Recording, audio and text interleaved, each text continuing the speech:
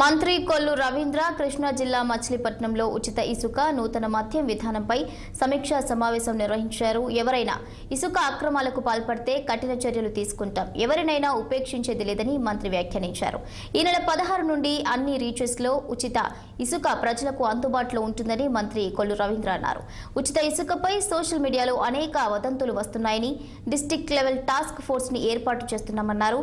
నిర్ణయించిన రేట్ల కంటే ఎక్కువ విక్రయిస్తే కఠిన చర్యలు, లారీలను సీజ్ చేస్తాం, క్రిమినల్ కేసులు పెడతామన్నారు. అదేవిధంగా మద్యం షాపులు పొందేందుకు సిండికేట్లు చేసినట్లు ప్రభుత్వ దృష్టికి వస్తే కఠిన చర్యలు తీసుకుంటామన్నారు. నాణ్యమైన మద్యం సరఫరా వినియోగదారులకు తక్కువ ధరకే నాణ్యమైన మద్యాన్ని అందించాలనే లక్ష్యంతో రాష్ట్ర ప్రభుత్వం ఒక విధానాన్ని తీసుకొచ్చిందని మంత్రి అన్నారు. ఇక దీనిలో భాగంగా ఇటీవల 3,336 షాపులకు నోటిఫికేషన్ విడుదల చేసిందన్నారు. ఇప్పటి వరకు దాదాపు 20,000 దరఖాస్తులు వచ్చాయని మంత్రి తెలిపారు.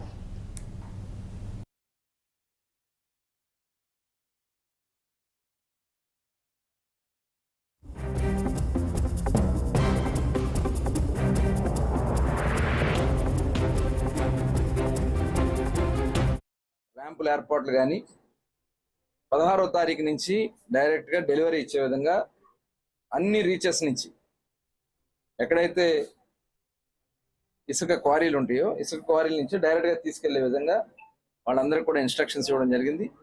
కలెక్టర్స్ కూడా దాన్ని అక్కడ ఐడెంటిఫై చేస్తారు. అక్కడ ఎవరు దాన్ని లోడ్ చేయాలి, ఎవరు ఎట్లా చేయాలి అనేది కూడా కలెక్టర్సే. అక్కడ డిస్ట్రిక్ట్ లెవెల్ శాండ్ కమిటీస్ ఉన్నాయి. డిస్ట్రిక్ట్ లెవెల్ శాండ్ కమిటీస్ అన్ని కూడా దీన్ని డిసైడ్ చేస్తున్నారు.